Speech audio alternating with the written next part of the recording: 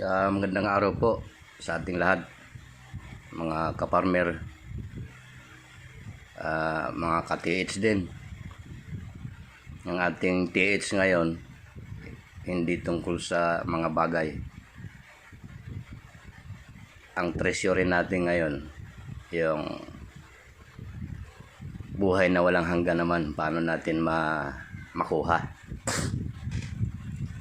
So, paalala ko sa atin, si Tatang hindi naman pastor or ano pa man. So, ito kasi bahagi ito ng aking channel. Siguro, marahil baka ito'y sadya na pinagawa sa akin ng Panginoong Diyos. Ako man nagtaka bakit para bang biglang nabago yung aking pananaw. So, ang pamagat po nito, so i-zoom na lang nyo kasi hindi pa ako masyadong marunong dito sa mga cellphone na ito. So, basahin ko na lang kasi nababasa ko naman dito. Ito po tungkol po sa paghuhukom. Ang pamagat niyan ay yan. Ang paghuhukom sa mga bansa. So si Tatang hindi marunong po magbasa-basa ng mga bersikulo. Kasi yung mga reliyon kasi binabasa nila ang Bible putol-putol. So dyan pa lang medyo alanganin ako dyan. Kasi ang Bible kasi ay history yan. Kwento yan ng bawat panahon, ng bawat tao, katulad ng panahon ni Moises. Kung nais nating mag-aral tungkol dyan, talagang babasahin natin yung kabuuan doon. Hindi baga putol-putol. So ito, may pamagat ito na ang paghuhukom sa mga bansa. So pag-aralan natin. Basahin ko po at bago ako magpaliwanag, basahin ko ang buo. Basahin natin ang buo ito at pakinggan po nyo ito mabuti. Wala pong ano dito. Walang sinasabing reliyon dito. Ito ay literal na mga ginawa natin na ating ipagsusulit. Hindi po reliyon ang nakasalalay talaga para magkaroon tayo ng buhay na walang hanggan. Ito patutunayan ko sa inyo. Basahin natin ang nilalaman ng pamagat na ang paghuhukom. Actually, ito ay Mateo ito. Nasa bagong tipan ito. Mismo salita ito ng Panginoong Hesus. So may pamagat siya na ang paghuhukom sa mga bansa. So bago natin pag-aralan yan, basahin muna natin ng buo. Babasahin ko po sa inyo. Magmula dito hanggang dito. Hanggang doon lang siya So ito na po. Kapag dumating na ang anak ng tao na nasa kanyang kaluwalhatian, nakasama niya ang lahat ng mga anghel. Siya'y uupo sa trono ng kanyang kaluwalhatian at titipunin sa harapan niya ang lahat ng mga bansa at kanyang pagbukod-bukurin ang mga tao na gaya ng pagbubukod-bukod ng pastol sa mga tupa at sa mga kambing. At ilalagay niya ang mga tupa sa kanyang kanan, subalit ang mga kambing ay sa kaliwa. So, dyan pa lang meron ng palaisipan na yan. Bakit nilagay yung tupa sa kanyang kanan? At bakit yung mga kambing nilagay niya sa kaliwa? Diyan pa lang palaisipan na yan. So mamaya natin pag-aralan. Ituloy natin yung basa. Pagkatapos ay sasabihin ng hari, sino ba yung hari na yun? Ang Panginoong Hesukristo yun. Pagkatapos ay sasabihin ng hari sa mga nasa kanan, sa kanyang kanan, halik kayo mga pinagpapala ng aking Ama. Manahin ninyo ang kahariang inihanda para sa inyo mula sa pagkatatag ng sanlibutan. So, yung nasa kanan ay pinaunlakan niya. Kayo daw mga pinagpala ng aking Ama. Manahin ninyo ang kaharian ng inihanda sa inyo mula pa sa pagkatatag ng sanlibutan. So, nangyari na pala ito. Nung una pa man, plano ng Panginoon talaga na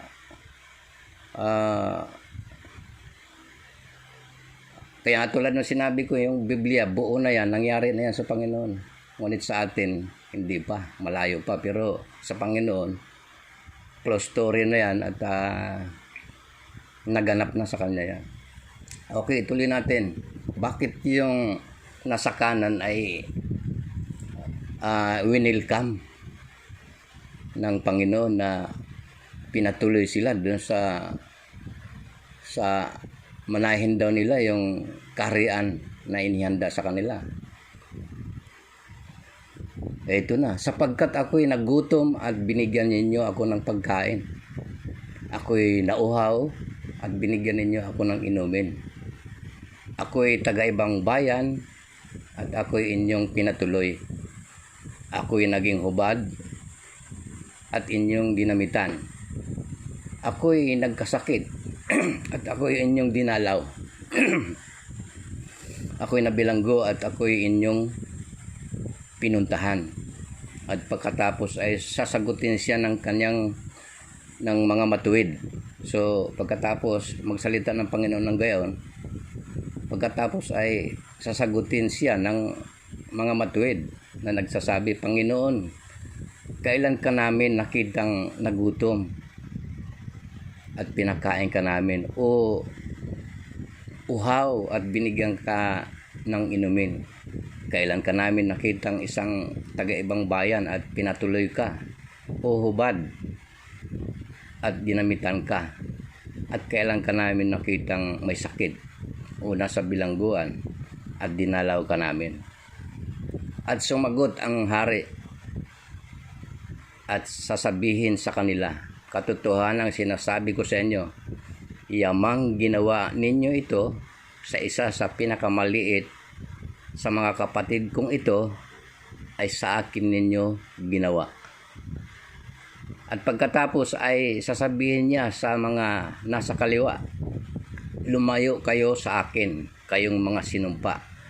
Doon kayo sa apoy na walang hanggan na inihanda sa inyo ng dyablo at sa kanyang mga anghel, sapagkat ako'y nagutom at hindi niyo ako binigyan ng pagkain. Ako'y nauhaw at hindi niyo ako binigyan ng inumin. Ako'y taga-ibang bayan at hindi niyo ako pinatuloy. Hubad at hindi niyo ako dinamitan. May sakit at nasa bilangguan at hindi niyo dinalaw. At pagkatapos sasagot din sila na nagsasabi, Panginoon, kailan ka namin... sumagot din sila ng kagaya ng sagot.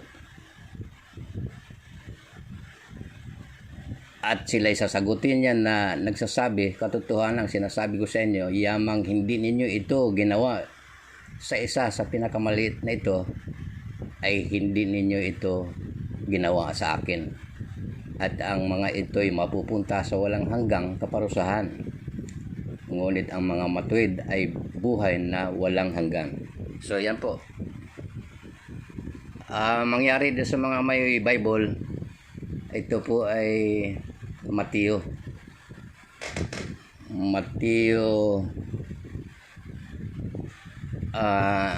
Tingnan natin.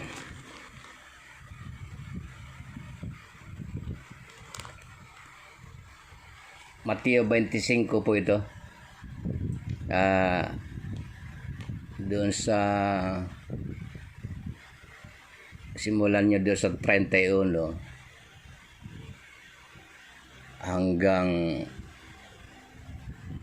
hanggang 46 po yung mga talata niyan. At may pamagat siya na paghukom sa mga bansa. So nandito na tayo, pag-aralan na natin bakit ganun. ito pong pangyayaring ito, wala na tayo dito sa daigdig. Ito ay binuhay na niya lahat yung mga patay. So final judgment po to.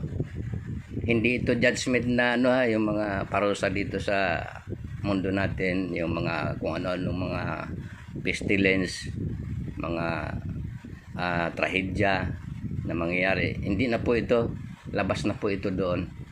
Ito po ay para sa akin, ito ay grand ano to, malaking pasinaya ito. Maaring wala na tayo dito sa daigdig.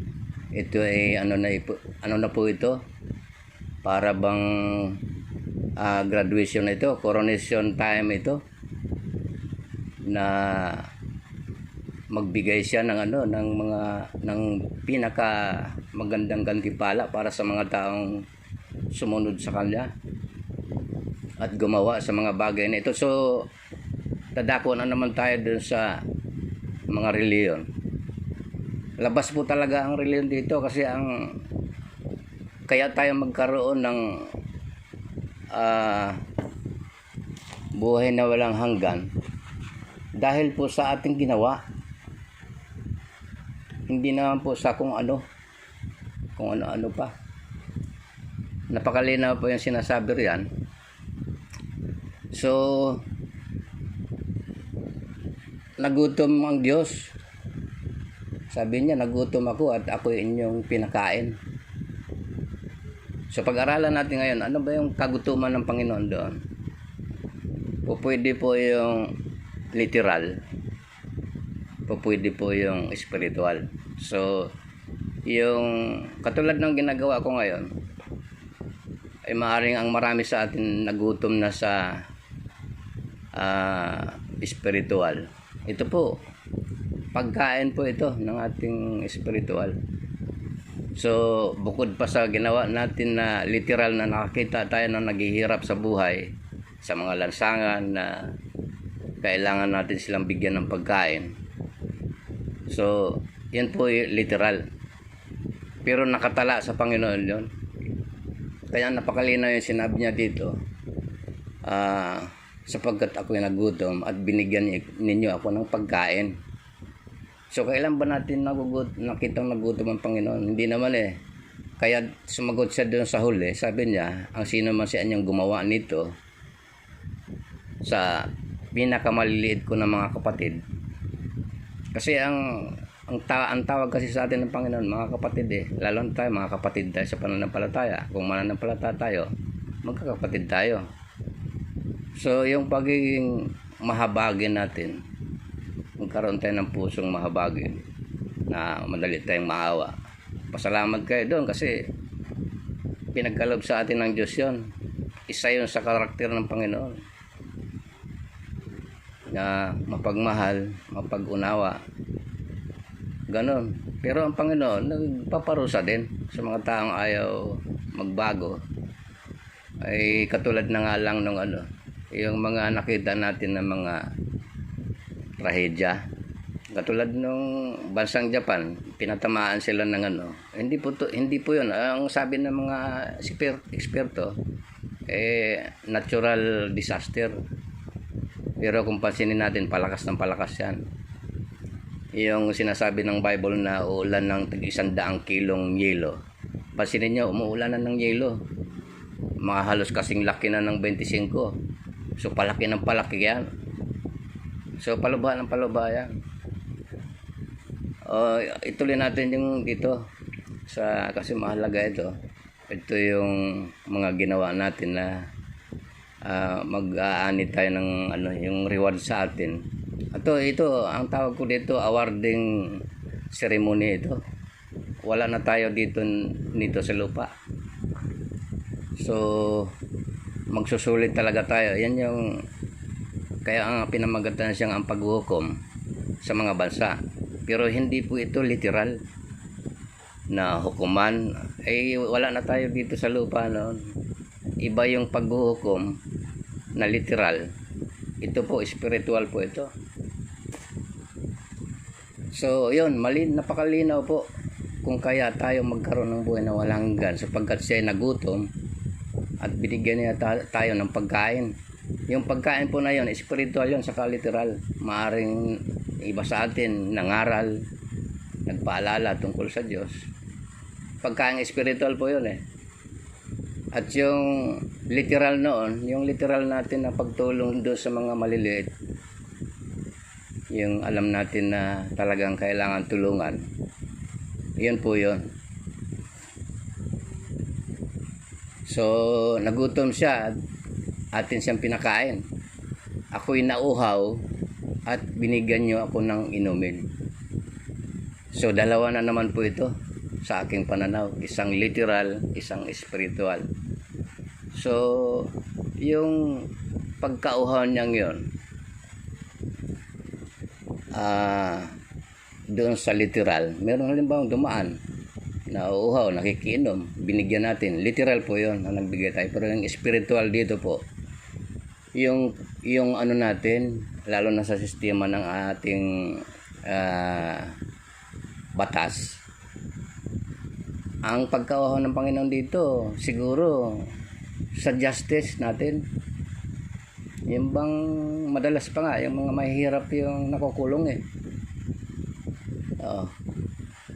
So nauhaw siya po sa tunay na ano na pamamahala natin mga tao sa justice. Alam naman natin yung mga hukom natin ay madalas pumapanig sa may pira. Yan po yun, nauhaw siya tungkol doon. Kaya nga sinasabi ko, dalawang uri po yun. Maaring merong nauhaw na padaan galing sa matinding init, nauhaw sa napadaan sa iyong tahanan, nakikiinom, binigyan nyo. Maganda po yun. Malaking bagay sa Panginoon yung magbigay tayo ng tubig doon sa mga nauhaw. At yun nga, yung pangalawa, spiritual po yun. Yung nauhaw siya sa katarungan, justice. Kasi karamihan sa mga mahihirap, madalas nakukulong gawa doon sa hindi tamang justice dito sa mundo natin. So yun, nandoon na tayo sa nauhaw.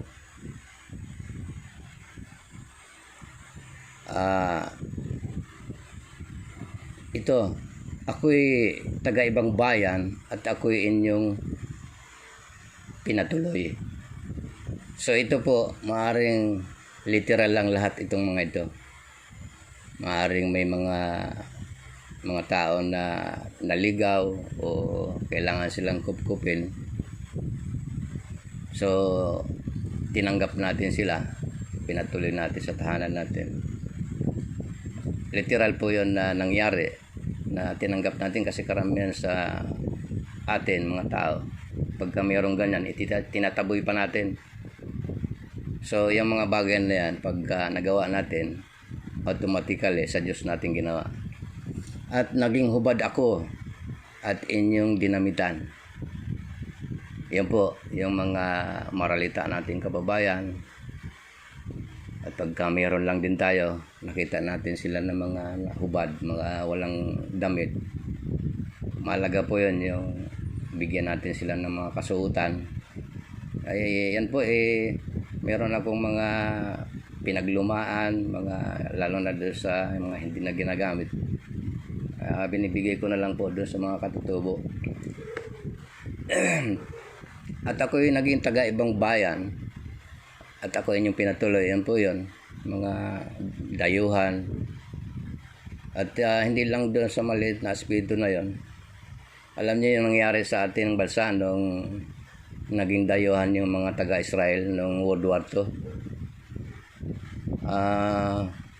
Marami po, mahigit yata 2,000 yung pinatuloy natin dito sa ating bansa, kinupkup natin. Kaya isa tayo sa may pag-asa sa Diyos kasi bayan ng Diyos yung Israel. So minsan kinupkup natin sila, tinanggap natin dito sa ating bayan. Malaki po kung nagawa natin yon. Malaking bagay po yon sapagkat yung Israel, kung lingid po sa ating kaalaman ng Israel talaga, pinagpalang bayan yan. Bagamat matitigas ang ulo ng mga yan dati ba, pero hindi magbabago ang pagtingin ng Diyos dyan. At babangon yung mga yan. Tayo po ay nakihati lang doon sa kanilang kaligtasan. Yung mabuting balita galing po talaga sa kanila, sa kanilang sa bansang Israel, lalo na dyan sa Jerusalem. Diyan po talaga sinilang ang Panginoong Hesus So sila ang pinagmulan ng ating kaligtasan.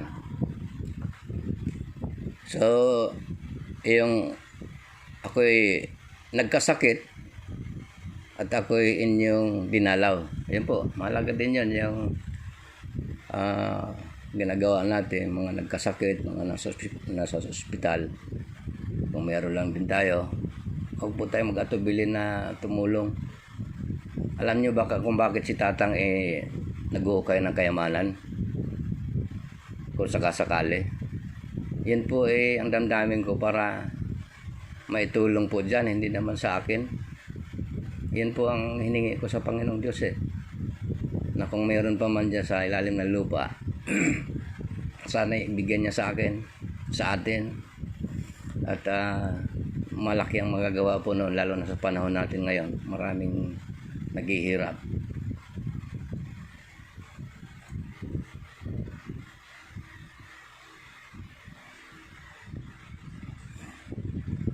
Yan po ang dahilan kung bakit tayo magkaroon ng buhay na walang hanggan sa atin pong mga ginawa.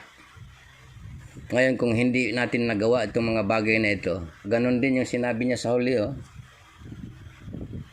at sasabihin niya sa nasa kanyang kaliwa na sila ay papunta sa apoy, sa impyerno. Bakit?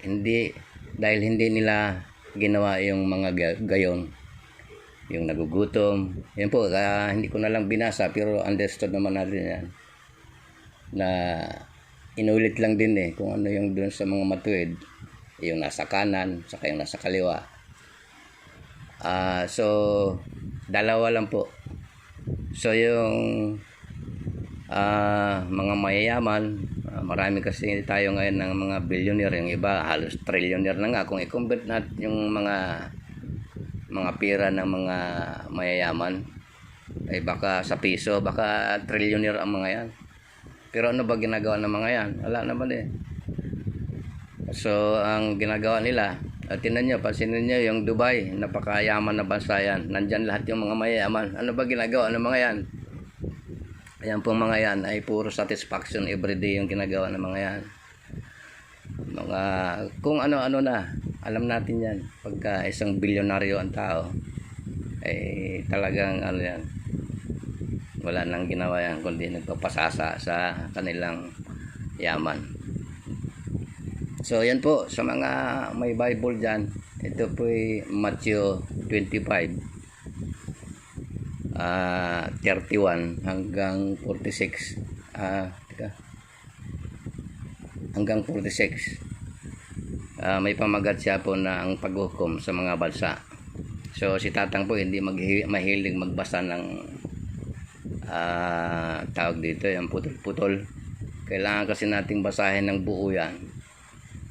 Dahil ang alam ko dyan, ang Bible is ano yan,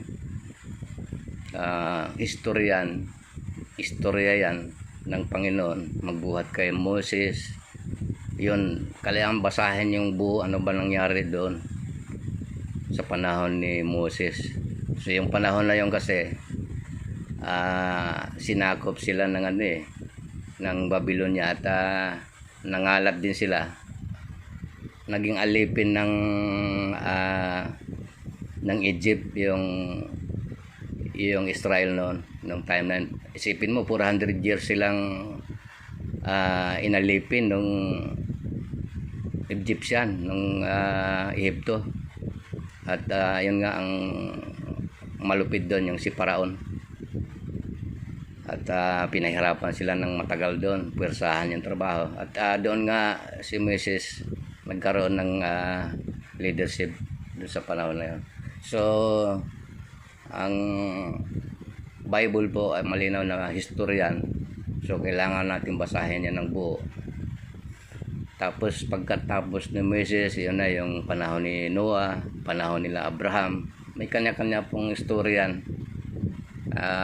Ang ayaw ko lang kasi yung mga pastor, mga ibang sikta, marami. Binabasa po nila ng putol-putol.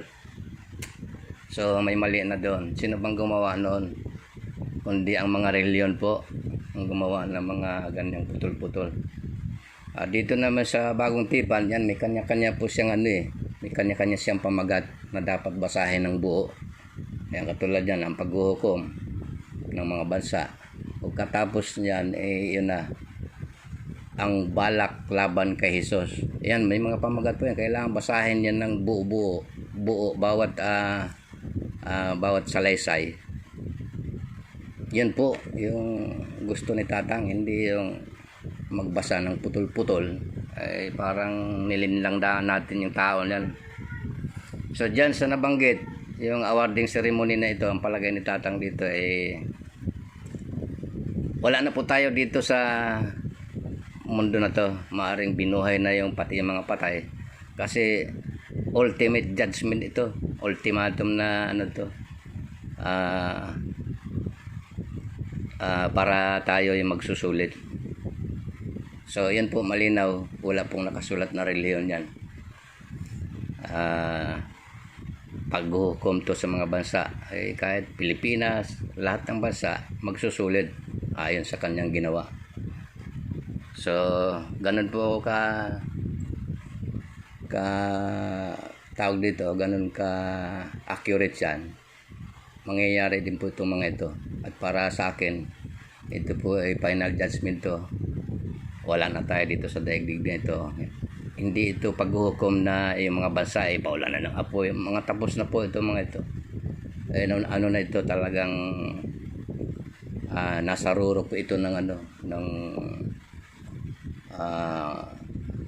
panahon. Ito na po yung huli. Kaya talaga ito po yung last judgment ng tao. Magsusulit tayo ayon sa ating mga ginawa. Sige po, tayo magpasalamat. Dakilang Ama, maraming po salamat sa pag-aaral nito. At binigyan po niyo kami ng kaunawaan hinggil dito. At sana po ay mananatili kami sa inyo, Panginoon, hanggang sa wagas. Sumagitan yung anak na ang Panginoong Kristo. Amen.